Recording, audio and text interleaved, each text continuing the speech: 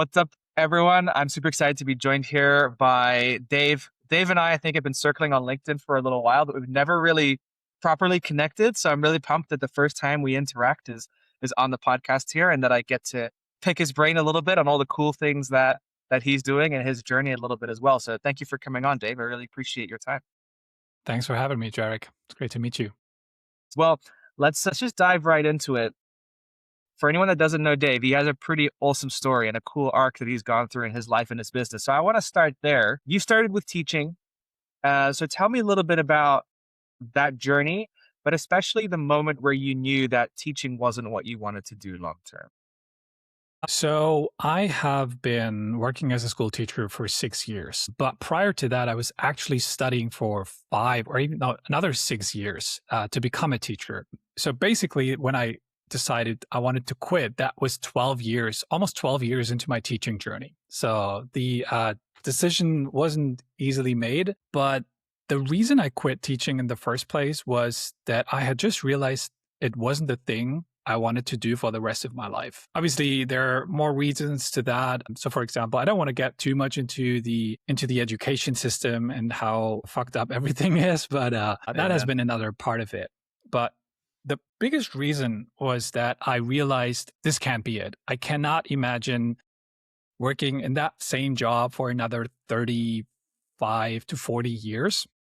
And I realized there was just so much more for me. And as I'm someone who's like highly curious and always want to learn and explore new shit, I really felt like building my own thing was something I needed to do or needed to pursue. I mean, we're probably going to get into that today, but I first started doing a little bit of freelancing animation before I ended up writing on LinkedIn and writing on the internet. But yeah, I guess the short answer is just I wasn't fulfilled anymore with the work that I did, even though, and I have to say that, even though I really loved working with people, like I really enjoyed working with students, seeing them, grow, learn, fail, but also then get better. That really got me really excited. But everything that happened underneath, like, the daily or weekly grinds when you had to like do test exams and prepare for courses and you had to answer some angry parent emails and all of that shit, that was really draining.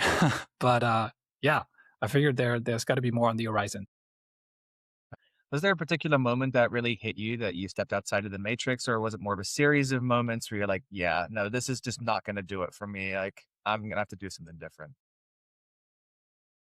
Yeah, that's a great question. And it's funny because just the other week I wrote a newsletter about that one moment where I decided, shoot, I got to change something. So just to tell you or share that story with you real quick. So there was a moment. It was sometime in November. I think it was November 2020. So COVID had just hit. Everything was going to shit. So teaching at school was horrible, as you can imagine. And I basically had a moment where I sat in my car before school started. It was like 7:30 a.m. Rain was crashing on my car roof, and it was still dark outside because November.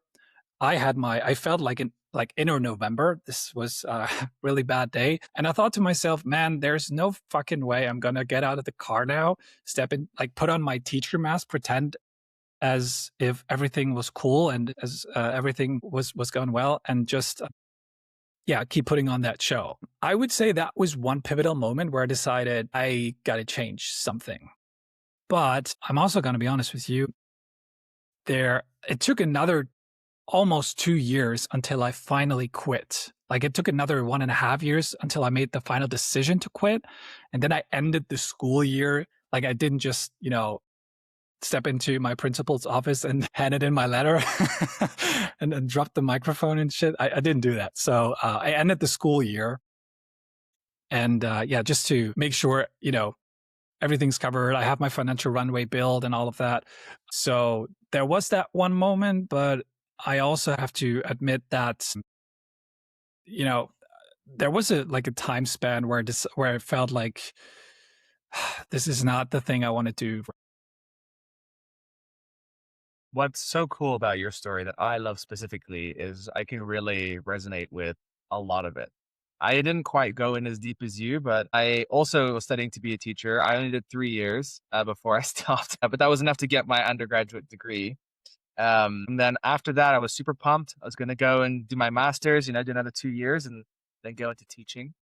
And then it was also, I think it was more a series of moments for me that kind of culminated in a big moment where I'm like, wait, no, no, no, no, we're not going to do this. And I'm very glad that I did that.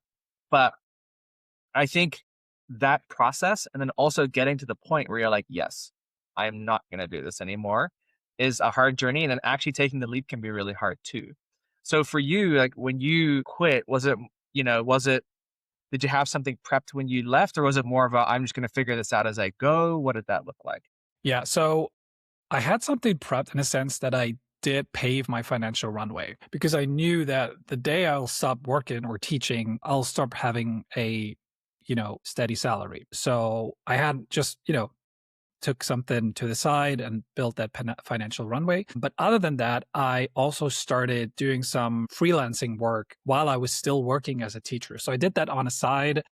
It wasn't the classic kind of pattern where I was able to replace my teaching income with the income I did on the side hustle. But it was enough to make me feel confident, plus the financial runway I had, to make me feel confident that the decision is right and that I will still be able to put food on the table. So, and what I did when I mentioned I started doing this freelancing side business, I actually created with doing some animation. In fact, I was creating animated videos or animated, they call it explainer videos. Basically, what it is just like a 1 to 3 minute video. You will also find on YouTube like a ton where people just explain stuff, right? So I actually started with fun story, by the way. I started by explaining financial terms for my students while I was still a teacher. I'm pretty much into like, stock market and basically just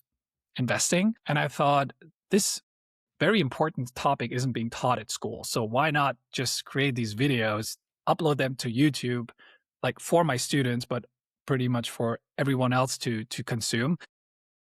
So yeah, I started with that, realized, oh, this is fun. Oh, there's a market for that. Oh, there are companies who need videos just like that, but not for like generic financial terms, but for their products and services that are hard to explain.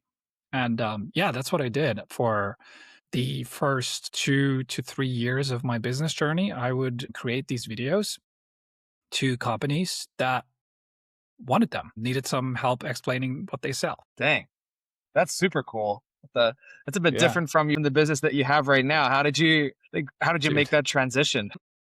Well, here I got to say that this transition was very smooth because I started writing like my first piece of written content. I mean, I wasn't making money back then, but my first piece of written content was published on, actually, no, still know the date because it's going to be 1,000 days of posting content on the internet. So it was on June 16, 2023, right? About a Dang. year after I quit teaching. That was when my first post got out. And obviously, I wasn't making money back then. But I quickly, started growing a little audience, working with some people that I look up to. Then we started collaborating with each other. Fun story. I still like the person I looked up to the most back then has become my mentor today, and I'm working really, really closely with him, which is super cool.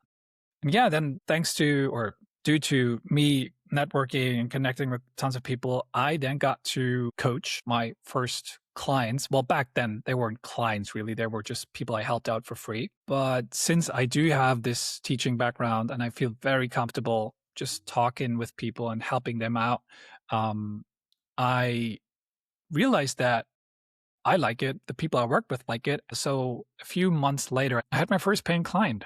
And by the way, he's still working with me today, which is super cool. And at that time, and just to make like paint the full picture of animation versus writing, I was also still doing the animation videos. But the more I, leveled up the writing business side of things, the more I also reduced the animation stuff. And now, since last year, summer roughly, I'm not doing the animation stuff anymore. I love the point that you made about having a mentor and also the importance of networking. How important do you think it is to have a mentor when you're just starting out, kind of as an entrepreneur or in business, or honestly with anything in general? Dude, super important. But I can say this right now with the experience of having, well, being both a mentee and a mentor. But I gotta be honest with you, when I started out, I was very hesitant to. I mean, you don't just hire a mentor, right? It's not that you like go on Fiverr and find a mentor or something. You actually have to be very, you know, cautious of who you want to work with. But yeah, man, it is super helpful as I have learned. But also, when I started out, I was very hesitant, not only because I didn't know who I should like reach out to and ask if he or she would love to help me. Obviously, there were a lot of people who wanted to help me, but I think they mostly wanted my money. I'm not quite sure about that. So it took some time to figure out who's actually genuine, who knows their shit. And the money thing was also an issue, right? I was like something I used to struggle with a lot more than I struggle with these days is the it's just this idea of scarcity, like that there's not enough money that the moment you spent money, it's just gone and it's not like you just transform it into something else. That idea always haunted me. I don't know if that's a story for another time, but this is why I was very just, hesitant to spend money, but it wasn't actually spending money, right? You invest money in yourself. And this is something I had to understand as I guess, grew older and went grayer. But No, I uh, I totally get that because it's easy in some sense. I mean, I think investing and not just spending anything is always a little hard because the returns are delayed. It's not instant. But with things like, I don't know, a high yield savings account or investing in the stock market or whatever, the returns are in some sense guaranteed or very, very likely. And you can sort of predict with some amount of safety how much your money will increase year over year. Obviously, there's things that will happen and all that stuff. But in general, it's a pretty safe bet and you know what the return could look like in the future. With investing in yourself, there's none of those things because there's way more variables at play. Is what the quality of the information that you consume, the amount of action that you take on the information that you consume, a ton of other external factors that you can't even control anyway. And so seeing the ROI on that investment in yourself is so hard a lot of the time. At dude, least it has been in my experience. I don't know what it's been like for you. 100% agree. And the thing with ROI or return on investment is that, and I used to be that exact type of person. I always thought that return on investment equals money, right? That any like money you invest equals or should result in more money being made over time. And that is true, but it's not entirely true. So just as you pointed out, investing in yourself can also lead to what I would call like intangible results. So results you can't touch or feel or see. So for just to give like one example for that. And I know we're going to talk about writing too, but working with my mentor has helped me improve my writing skills and make it sharp and crisp and clean. And I maybe could have gotten there where I am today without his help, but definitely not that fast and not with at that level of quality where I feel like my writing has is today. So that's definitely a good point. Like return on investment doesn't always equal money made, but also skills developed or personality grown. That's also a thing people underestimate, right? Yeah, that is huge. That is huge. And I think the biggest ROI in general, this is fine in finance and in life as well, is just the amount that you put in over a long enough time period, right? And not dispersing your energy in 20 different locations. And so, one of the things I know that you've talked about and that you've done is that you've written something pretty much every single day, right? For like what, 2 years now? Okay, let me do some public math. 23, 2.5 years. I Two and think a half what? years. Yeah, we're close to hitting the 3 year mark soon. That's crazy. That's some serious investment and ROI right there. So my question for you on that is what does that level of discipline look like from day to day to be able to hit publish and write something every single day? I have to make a quick caveat because I used to post every single day for pretty much 2 years, or yeah, let's just say 1.5 to 2 years. I started on Twitter, but pivoted to LinkedIn about 1.5 years ago. But, for the first 1.5 to 2 years, I would post every single day. And I felt like that is the way to go because I was basically listening to what famous online entrepreneurs slash writers would say. And they always had this line that says volume is the answer, which I don't agree with anymore, by the way, but I can see why it really resonates with a lot of people. And it did resonate with me because I felt like the more I post, the more I write, the more I not only will get feedback, but also realize what topics do I want to write about. Because I'm telling you, man, when I started doing that, I had no fucking clue of where this road is going to lead and, what I want to be known for and what topics am I going to write about and all that jazz. But yeah, so you ask about the level of commitment it took to post and write that much every single day. And I'm not going to lie, it was tough. Like I have to admit I don't have kids. I have a wife, but I don't have kids, so I don't have a 9 to 5 job, right? With what I've just talked about. So I do have time, or I did have time for that, but I also have to acknowledge that we just talked about return on investment, right? But the return on investment on posting every single day hasn't increased. It wasn't like the more I posted, the more, or the quicker I grew my audience, or the faster more often I went viral or whatnot. And it came to a point last year when I decided that, you know what, I don't think I need to post every single day.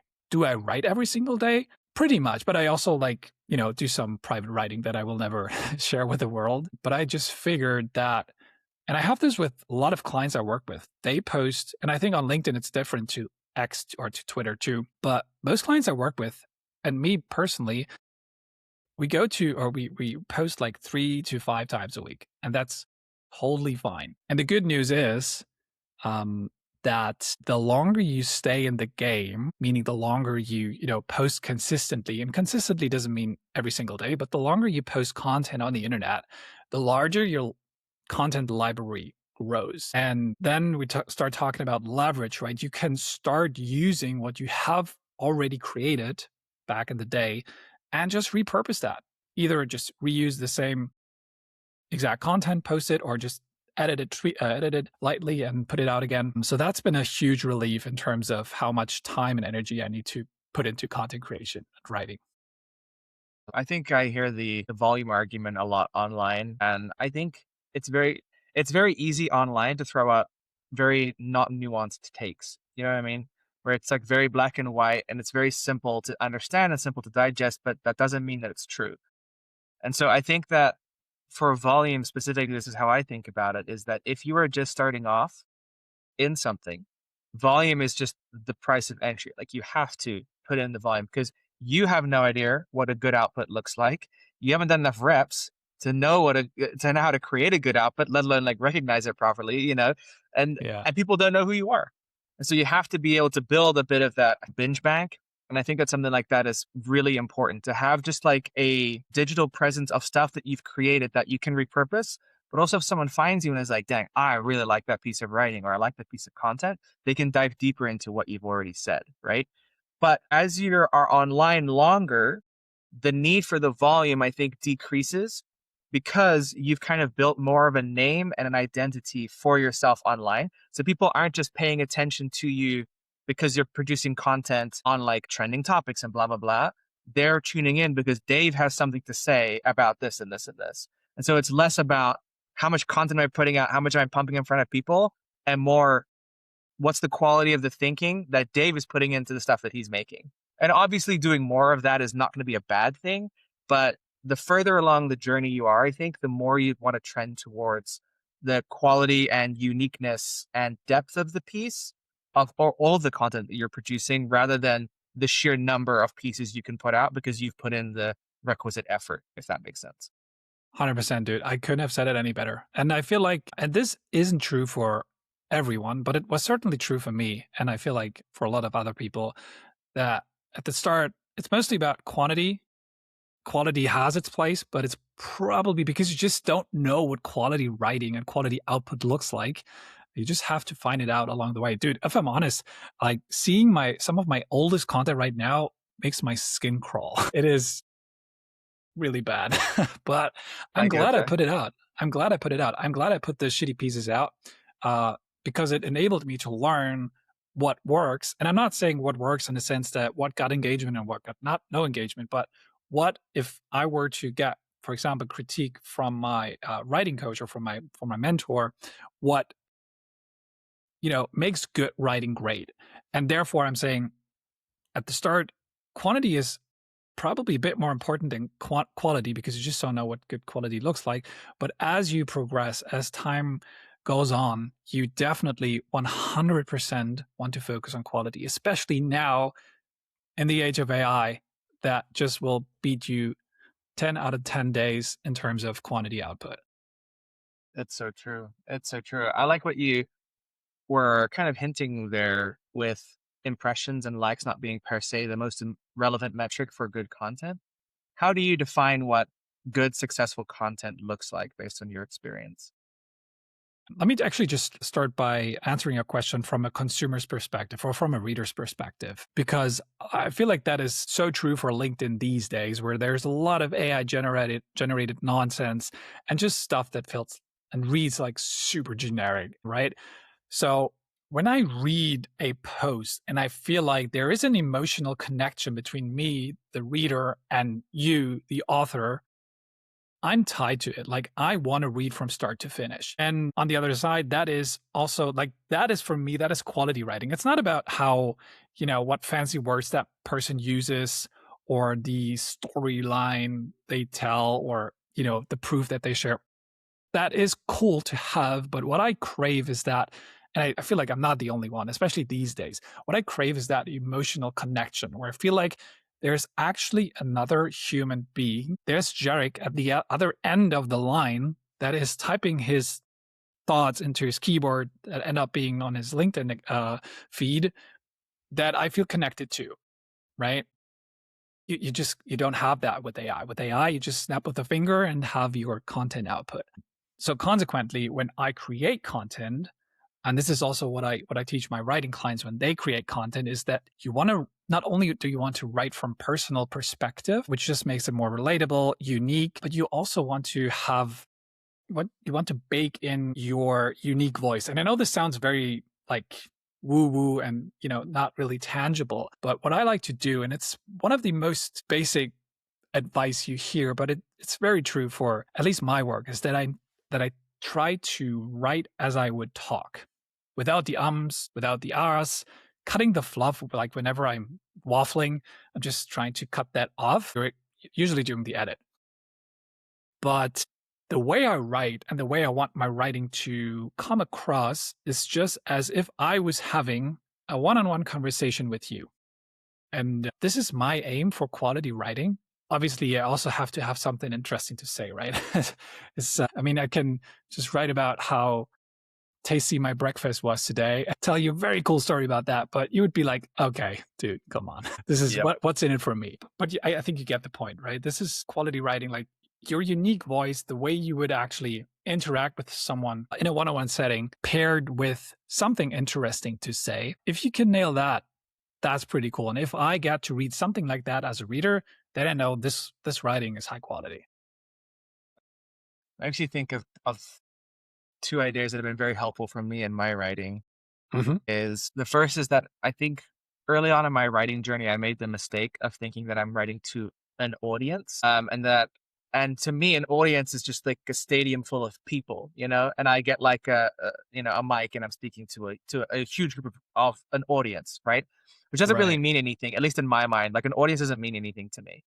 But what helped for me was to recognize that your audience is just a collection of individual people, right? If you recognize that and really make the shift, it sounds really, really like not a very big difference, but it really is. If you think you're writing to an audience versus to a person in a large group of people that are similar to them, that makes a big difference in how you write because you're addressing that person specifically. So that has helped me a lot, kind of to your point as well. The other is that, especially with AI, I think that there is a lot of writing, like you said, that's very bland. Because in my Mm. mind, the very, very basis or like the most basic part of writing is that you need two things. You need like a thesis, what am I saying? and then the motive, which is, well, why does this matter? Why do I care about it? And why should you care about it? Right. Uh-huh. Whereas AI, it's really good at coming up with the thesis of the thing and just kind of talking about it. But the human element is adding the motive to it. Like, why do I care about this particular thing? Why does this matter to me right now when I could be caring about all these other things? Or why is this important to you more so than anything else right now?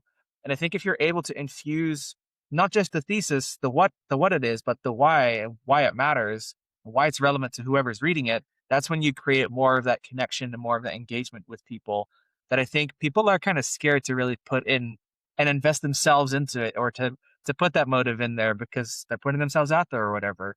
But that's Yeah. what creates, in my mind, the most compelling content.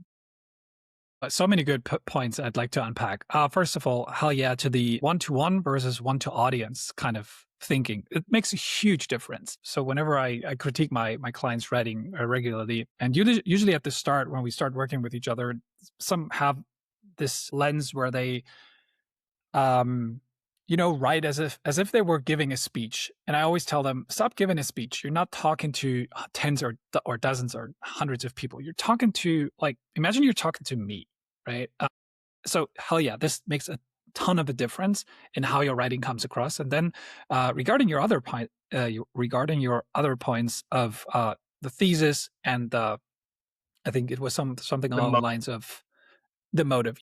1000%. So your writing has to answer the question, what's in it for the reader? And most writing that I see, and this is not about whether to use AI or not AI, this is more about the motive, right? It is so so author centric.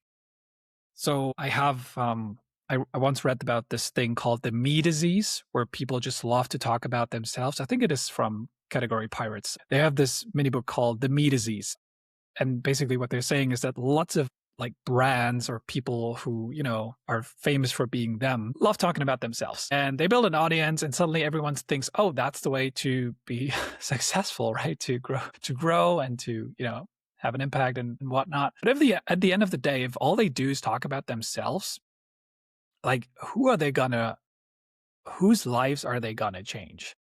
So I feel like, and just as you were saying, right, as a writer or as an author, you want to have your reader in mind. Like, how will they benefit from the thoughts that I put on the internet? Of course, you can write about yourself. You can start. I like to say, start with yourself, but make it about the reader. This is kind of like the super basic framework that I use for my writing. If you look at my posts, most of them start something along the lines of, last week I did X, or my client did Y. Here's what I learned. And then I will just pass on like a lesson or something useful for the reader. the way that I frame this to people that I talk about this with is that in your content, you're essentially the narrator of the story while your reader is the hero of the story. Because we make the mistake and think that we're both the hero and the narrator at the same time. But that's not the case. People don't care about that. They want to see themselves as the hero of the story, and they need to be the winner at the end of the day. I mean, obviously sometimes you can talk about your own stuff and people love cheering for you too if you see success or whatever.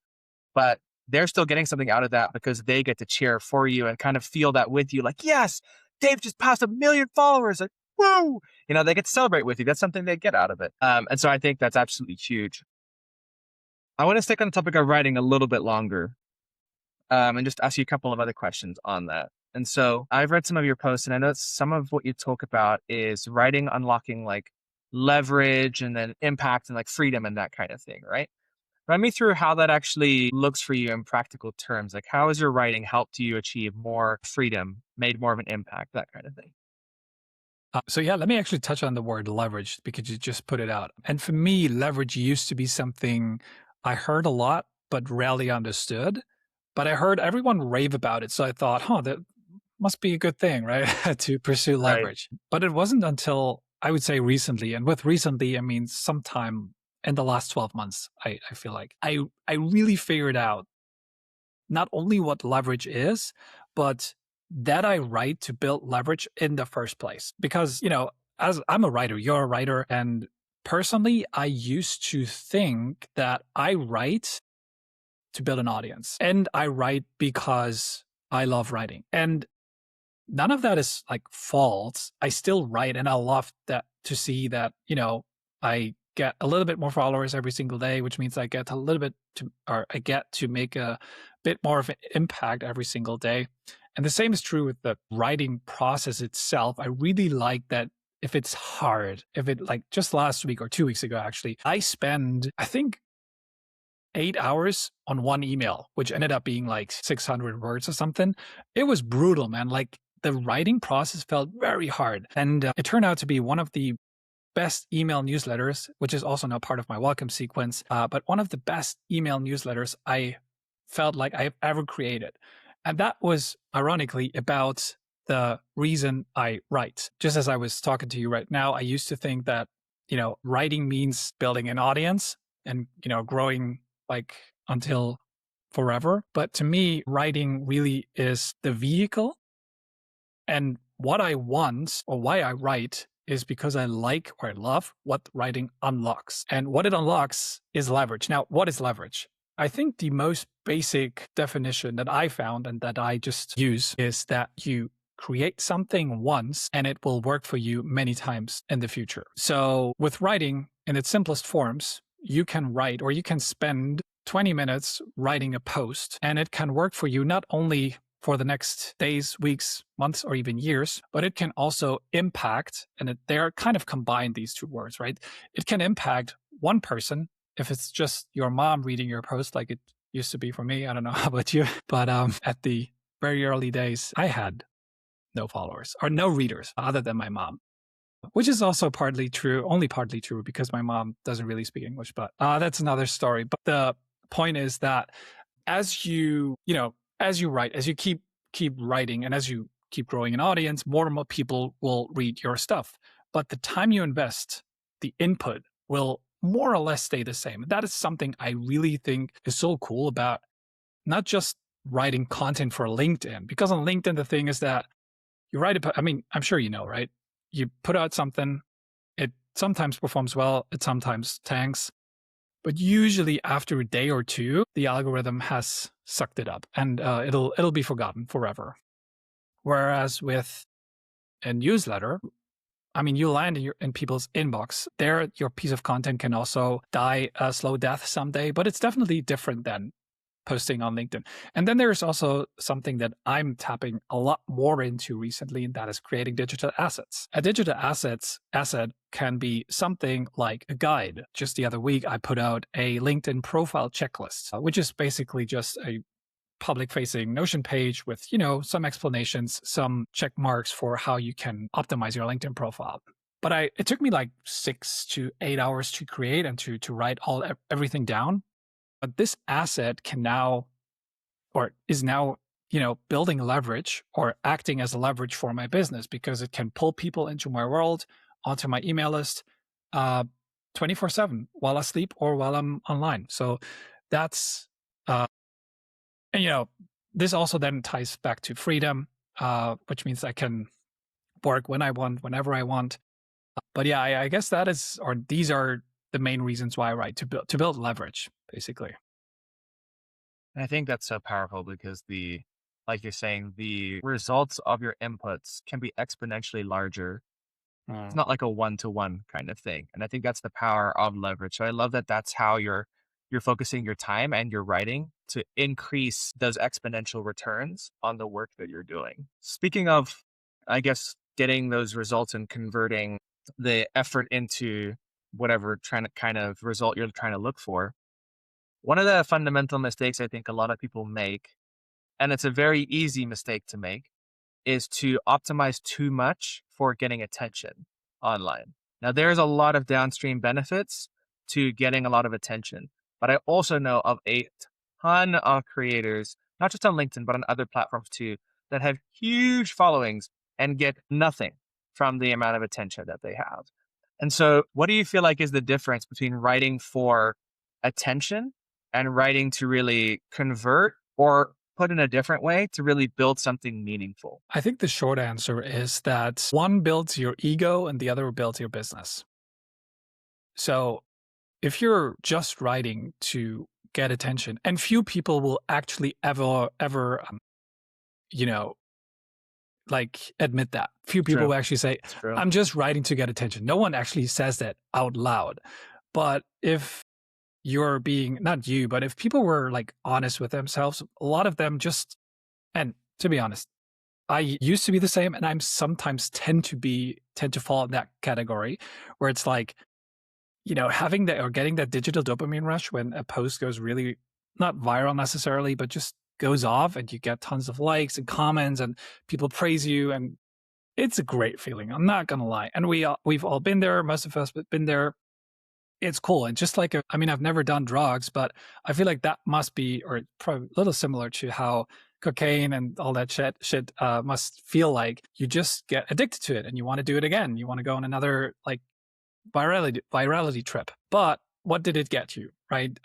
Maybe a few new followers, great. Maybe a few praises, woo. But does it actually get you leads? Okay, maybe. But the thing with, and if you really, I've been looking at lots of viral content or content that did like well, if we measure well by likes and comments and impressions. And what I realized is, and I encourage you to do some, and I bet you have done something similar too. What I realized is that most of that content that gets a lot of engagement taps into very broad topics. For example, it's so trendy to talk about AI right now. Everyone is talking about AI because, it's just a trending topic. And that means, and I see this with my own stuff, whenever I just add the word AI to my stuff, then I do get more engagement than on the average post. Same is true for writing on LinkedIn about LinkedIn. We all kind of do that, but it's just like it gets you attention. What you have to keep in mind, though, is that the broader the topic, the broader the audience. But if you're a business owner who wants to attract a specific type of person, it'll be very hard to find that specific type of person in that huge audience group or in that huge like target group. And then on the other hand, you have just posts that do not perform very well, meaning they might get a few likes and impressions, but if they actually answer a question or highlight a problem that your ICP, so your ideal customer, relates to and feel like he's or she is being seen, heard, and understood, excuse my language here, but then fuck the likes. Fuck the likes. You want leads and you want people to resonate with that. I'm not saying that you should expect them to reach out to you, but just starting a conversation either in the comments or in the DMs should be a huge win. And this is what I like to focus on, not so much the content, the sort of impressions or comments, but how many conversations actually start. And that's the metric I care about. I think that's the most important metric too. It can be a little harder to measure. We obviously do a lot of writing for our clients, and it's sometimes a little hard to exactly point to like this post made them do this, this, and this. A lot of the time it's a cumulative type of thing, right? But it's like on LinkedIn, especially, that's what makes LinkedIn so amazing is I think that if you're a decent person and not trying to pitch slap people, people are actually a lot more likely to respond than any other platform from my Uh-huh. experience. And also the ability that you have to just connect with people way out of your league is crazy. I can DM or like connect and DM with people that have like, multi-million dollar super successful businesses, and they still will respond to me, which is crazy to me. But being able to actually build those connections and those relationships, which from my experience, the best results come from being a helpful, honest human being and just trying to like be helpful and serve other people, you can get really amazing results more so from your content. And that's the nuance, I guess, with leverage too, is that it depends on what you're trying to create leverage for, right? If you're leveraging and just trying to get views, you're going to approach your business quite differently than if you're trying to get conversions downstream, and you'll change a lot of that. I have a lot of really good friends on LinkedIn who their content does not like perform well per se, but their business is humming. It's popping because their content is just so good, so targeted. They have built an amazing network. And so if you feel like you need to go viral all the time, you absolutely do not. There are downstream benefits, but it is not necessary. The conversation's where it's at. Okay, last kind of question I have on the writing side of things. What do you think is the number one thing holding people back from writing and posting consistently? I like a commitment, I would say, because I I don't know if it is the like biggest reason or pushback why people don't start writing consistently, but I feel like it is like when you decide you want to step into the arena, and when I say arena, I mean you just start posting content on the internet. You don't do it with the intention of posting once and just disappearing again. People start writing because they want to do it consistently, but at the same time they feel like this massive burden of, shoot, this means I need to, and then what they usually do is they set the bar way too high, being like, I'm going to post 5 times a week, or shit, I'm going to post every single day, where I'm like, hold on a second. Let's lower the bar. Everything above zero counts as progress. In fact, this is what I used to tell one of my earlier clients who wanted to post 7 days a week, and now we are very steady with 2 to 3, and he's doing fantastic. But yeah, Nice. I think this fear, or this you know commitment that people have to make when they step into the arena and put themselves out there is one reason. The other reason, I know you asked for one, but I feel like there are multiple reasons for that. It's just like people are so afraid of what others think of them. And dude, I am completely in that camp. Maybe a little less so than a year or two ago, but we all want to be liked online. Not all, but there's like this element of we're very afraid of saying something where other people might disagree with us. And then you get this, societal pushback, which feels uncomfortable. Which is then what then often happens is people will post stuff everyone agrees with. Then the content ends up being super bland and super generic. And it's just like, yeah, okay, whatever, like, and move on. But yeah, I guess these two things, just the fear of committing to that habit. At the end of the day, it's just like another habit, like going to the gym or, walking, whatever. Plus or paired with the fear of, getting pushback from strangers from the other side of the world, which is totally weird, right? We're so afraid of what John from Seattle will think of us. Whereas, yeah, I No, think these are the I two reasons. agree. I'm very grateful just for myself personality wise that I'm more inclined to not really care what people think about me. And Good I'm on you, very man. grateful for Good that on because you. it's very helpful. What I always try to think about, I think that has helped me a lot in terms of the worrying about judgment or, that kind of thing, is that if these are people whose lives I don't want or that haven't done the things that I want to do, I do not care about their opinions. If you came to me and said, "Hey, Jarek, just so you know, like the writing in your last post, like it was okay, but I think you could touch it up in this way," I'd be like, "Dang, thank you, Dave. I appreciate that. I'm going to go and implement that right now." But if random Joe Schmo from Seattle was like, "Dude, this post is garbage," okay, buddy, are you still living in your parents' basement? Are you still working at Walmart? I don't care about your opinion. You know what I mean? I'm obviously over exaggerating, but for most people, it's not worth worrying about. And for everyone except you are not the center of their universe. So they actually just don't care that much. Like people worry about posting bad content when really, if their content is bad, the algorithm is not going to push it to anyone and no one's going to see it anyway. You know, like there's actually zero risk to posting. Yeah, I mean, that's the good and the bad thing about the internet, right? Or the algorithm. It forgets so fast. Like you can post the best piece of content on LinkedIn and I mean like literally a high quality piece of content with your unique POV, proof, and all that jazz. But I promise you, next day or maybe 2 days from now, it'll be gone, like forever buried, in the algorithm, on the algorithm graveyard. And adding to what you said earlier about caring too much about what other people think, there's this basically false way of thinking. It's called the spotlight effect. I'm not sure if you've heard of that before, but yeah. So it's the idea of we always think that we're the center of the universe, and everyone's just super, wants to know what's going on with Jarek or with Dave, and that's just not true. Everyone's so centered on themselves that yeah, we completely overestimate what other people think of us. So that should actually be a huge relief in just putting yourself out there, posting consistently, and seeing what will happen. I totally agree. I totally agree. So I know that we've kind of briefly touched on writing and AI. a little bit in our discussion, but I would love to pick your brain on that a little bit more. How do you think about writing and using AI? What does it look like for you? What are your thoughts on that in general?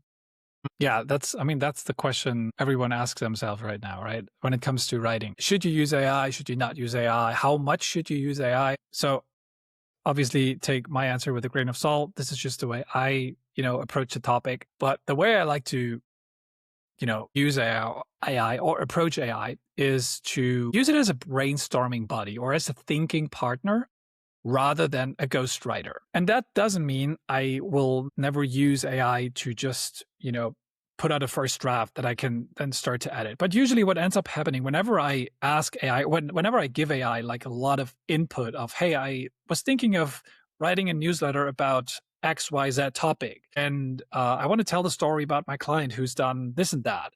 And I think the lesson here might be this and that. Can you just draft me if email? The output I get is usually crap. And then I will spend more time just rewriting the piece instead of just me actually writing down what I think the story should look like. Same is true for a LinkedIn post, obviously. So, as the topic of AI is moving so fast, I'm not saying I have the super dialed down, ding dong process how to use AI in a writing business. I'm just saying that as a rule of thumb, I'm not using it to outsource my writing because even though, as I mentioned earlier, the writing sometimes can be super freaking hard, where you feel stuck and you don't know you have the idea, but you just don't know how to communicate it. I think there's a certain beauty in the process of still making it through that muddy thinking process and putting words on the paper or on a screen. Whereas with AI, as we all know, you just you press enter, and it will generate something, which is often not the exact same thing that you wanted to say in the first place. So, yeah, to give you a short answer, I use it for brainstorming, like just to give you some idea, or it's the same thing as if what we're doing here right now, just having a conversation, basically seeing what the other, not person thinks, but the AI thinks. But when it comes to really the writing process itself, I try to write for myself as much as I can. And just when I feel like, okay, just give me something to, something to work with, I let it write for me. But I would never, and this is something I can say for certain, I do never like take something AI gave me and put it online. Like never ever. Because it is still something that should, feel unique to me. I agree. And sorry, I 100%. mean, I'm super curious because again, this is like the topic everyone's talking about. What would be your answer to that question using AI Yeah. in writing? I think that, first of all, I love the point that you made. I think that the best ideas and the best output comes from some degree of friction. And so I think the question that I ask myself a lot with AI is this something I want to outsource or make simpler or not? Because I think that, especially in our day and age where everything is very quick and instant, it's very easy to fall into like, oh, let me just outsource this to AI. You've seen all these posts of like, I replaced my 6-person marketing team with Claude yesterday and blah, blah, blah. I have downloaded so many of those ones just out of pure curiosity, right? Garbage. None of them actually do what they say that they will do. But for me, why I say that is there's a lot of things that I think AI can enhance and improve and busy work that it can genuinely take off of your plate. But there's also a lot of elements, especially in the creative process, that I do not want it to take sovereignty away from me, right? Because I want to be able to be the one that does the thinking, that does the, the writing and that kind of thing, that is able to bleed on the page a little bit, which is something I think AI has a hard time doing, obviously. So that's the first thing I want to think about. Where do I want to let AI into the process? For me, that usually looks like book ending my process. So brainstorming at the start of like, I have this angle, help me develop it, blah, blah, blah. And I finish this piece, act as my ideal reader. Does this make sense? Is this valuable? That kind of thing.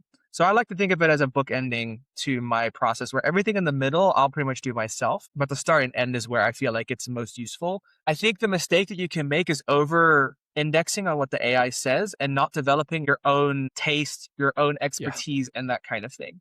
Because what allows me to do that process is because I can take AI's output and be like, no, that's not right. not because it's not what I'm trying to say, but because I know that this wouldn't work in this particular context. And I only know that because I have, with my own gray matter, put in the reps to figure out what works, right? The AI doesn't know that. And so you have to be so aware and so careful with how you use it, because it's so easy to outsource your thinking. It's so easy to just take whatever AI gives you. Like, even if you give it a piece of writing and it gives you a bunch of feedback, like 9 times out of 10, I don't use it, but it's good to see that Mm. it thinks that, right? I'm like, Yeah. okay, I understand why you say that, but no, I disagree because I'm doing it for this reason. Like, oh, you shouldn't use this here because blah, blah, blah. I'm like, okay, great. I don't care. I want to have it there because that's how I write. And so I don't know. I know that's a very sort of vague answer, but I think bookending my process and being very intentional about how I use it in a way that enhances my thinking rather than detracts from it is how I, in general, approach it. Yeah, I love that. And I I pretty much use AI in the same way when it comes to creative processes, right? Hmm. I also have built an AI editing assistant, which is cool because I kind of not programmed it, but prompted it so that it gives me like a certain type of feedback, being very critical, applying a writing guide that I provided to it so that it kind of knows how I write. So it's cool, it's good to see, but I would never, because sometimes it gives me like a rewritten rewritten version of my post. I would never just like use that one and put it on LinkedIn because yeah, I'd say sometimes some stuff of it is just like crap. It doesn't sound like me. But what I want to say, and one use case I wanted to point out where AI is really, we talked about leverage before, right? But where AI is really leveraging not just my work, but my ideation process when it comes to, ideating content for LinkedIn newsletter and whatnot is something that I call, or yeah, something I built called call to content extractor. And the idea is super simple, right? It is basically a prompt. I set it up as a project in Claude, but at the end of the day, it's just a simple prompt. And this prompt is, or it's actually analyzing your transcripts from calls that you've had. For example, it can be a coaching call, it can be a sales call. Shit, I mean, you could even go on a call with your mom and talk about whatever. But it will take this, it will take the transcript and analyze it using my post framework. It's like proof content, opinion content, stories content, tactics content. And every time you said something, this can be you, or I could also prompt it so that it will only check the transcript for what I said. It will take like 20 seconds to analyze the entire 60-minute coaching call script and give me up to 15 high quality content ideas. And this is not just something AI made up. This is something that I actually said, or my clients also use the same prompt. So then they would just get the ideas of what they said during the call, which is really cool. And I feel like that is a use case where AI is so massively helpful in just this creative process without actually putting words into your mouth. I totally agree. I'll say this really quickly and then we can move on. This is how I use AI a lot too. I think if you give it your own, like a finished product or your own discussion, writing, thinking, and whatever, it can do a lot with that. I use AI a lot for repurposing as well, where I can give it like a completed newsletter and I can say, look, this is the newsletter. This is how I want it. It's my tone, voice, and style and everything. Just take everything in this post, how I said it, the core idea, blah, blah, blah, and turn it into a LinkedIn post or something like that. And then obviously I'd give it a framework of what a LinkedIn post would look like. But and then in general, it's like 95 to 98% correct because it's drawing from what I said. Like it's not just making it up based on an input. This is my words, my language, etc. Same thing goes for calls and that kind of thing. If this is your language and how you've said it, then having it kind of rejig it to be a different format, I still think sticks a lot to your original voice and is super helpful. The other thing that I'm doing as well at the moment that's been immensely helpful is I'm a huge Notion addict. I love Notion. But inside Notion, I've been building essentially like a second brain, but not like in the way that I think a lot of YouTube tutorials do it, where it's like put all your book notes and blah, blah, blah. That's a part of it too. But every single call, every single like conversation I have with AI, every single, like I go on walks all the time and I'll just like think through things out loud and just voice record it. All of that lives inside of my Notion. And now I have prompts and different things set up where I can be like, hey, I need to write content for this week. Look through everything that I put in this week. What are some content ideas? And so I have my client calls, I have my own walk and talk monologues, I have my journal entries, I have my calendar, I have everything in here so that it can help me identify these areas that I can talk about and draw content ideas from that, which is insane. It's crazy. So I completely agree with you on how you're using AI. I think that's like pretty much optimal in my opinion. I try to keep these conversations to about an hour, but there's still a few questions I want to ask you that I think will be really relevant. I want to ask you what you feel like has changed from who you were as a teacher versus who you are now. Well, that's a broad question. I definitely got a lot grayer. Does that count? Guess, yeah, that counts. Okay. But I guess you're talking in terms of like life philosophy, like life lessons or how I see the Yeah, world. What has changed? I would say a whole lot, but also very little. Because when I say very little, I mean that I have always been someone who believed in the fact that everyone's 100% responsible for their own lives. In fact, fun side story, that has been my very, very first post that I ever put on the internet, on Twitter. It was, are 100% responsible for your own life. I know it's a banger, right? It got one like. Guess from whom? Oh, just jokes aside. So I always believe that. I believe in you cannot rely, or you should not rely on on the state, on your parents, on society. You got to put your life in your own hands. I feel like that hasn't changed ever since I basically grew an adult. What has changed though, I mean, shoot, a whole lot in terms of how I want to design my life. I think I know this is quite a broad topic, and I know there exists like a billion different ways to design your life. But what I feel like I is that I definitely don't want to, and I know we've talked about leverage a lot today, but I definitely don't want to make or tie my income and impact to my time. And that has been the way, or that has been the case when I was still working as a teacher, right? And I'm not saying this in a way that, I want to chill on the beach, write some posts and get paid for that. I'm talking about, okay, I want to build leverage where it's like build something once, and that something can be a digital asset. That can also be a process, that can be an audience, assets, you name it. But that will continue to work for me and not me for it. Right. So that has that realization that that's the kind of business I want to build, and also life I want to live, where it's like, I mean, they both are connected with each other, right? Life and business, they're just connected with each other. I feel like it's not that it used to be very different. It's just that I have never honestly thought about this with that much depth until I've realized being 5 years into or 4 years into the teaching job and realizing, oh shoot, this is not how I want to live my life or work a job for another 3 decades. And maybe just to round this off with a third thing that has changed, or actually, I think it's a second thing that has changed a lot, is that I feel like I've become a lot more resilient. And again, I'm not joking when I say this, but it might be an age thing. Like I'm in my mid 30s now. I mean, if I compare that to day from 10 years ago, it wasn't like a completely different, I wasn't like a completely different person back then. But right now, I just feel like I have become very resilient to, I guess, failure or, breakdowns or when shit just breaks, because I feel like this happens all the time in business and in life. I'm sure you can relate. I'm sure everyone can relate. But what I kind of learned what I kind of learned is how to cope with these situations in a more, I would say, grown up way. It's just that I feel like I never feel like whatever happens can totally uh how does it how do you say it, like keep me off the tracks, not keep, but like kind of push me off the knock you off tracks. track. Yeah, Yeah, exactly. um because for me, I'm just like, I used to accept, or I used to love the saying that you cannot change what happens, but you can change how you react. That's under my control, and I just really try to embrace that saying in my entire life, and that's helped me a lot. that's so cool. I resonate and couldn't agree more with everything that you just said.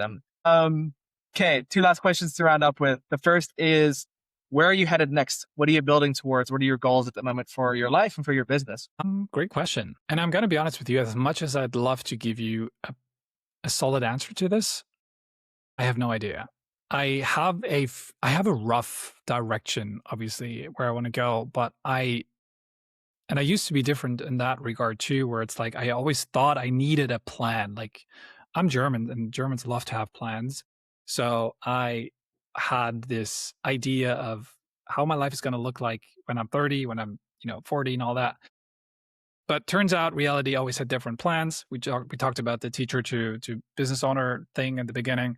So yeah, man, the direction I want to go, I at least for the foreseeable future, I want to keep doing what I'm doing because this is something that really excites me. I guess as a very generic but very true answer, I just want to keep following my curiosities. Right now, those curiosities lie in building and leverage online business, writing a lot, or using writing actually as a vehicle to build that business, serving clients, and not just paying clients, but basically serving people. Let me actually reword that. I want to serve people, and it's cool to have clients. I want to have a handful of clients that I work with very closely.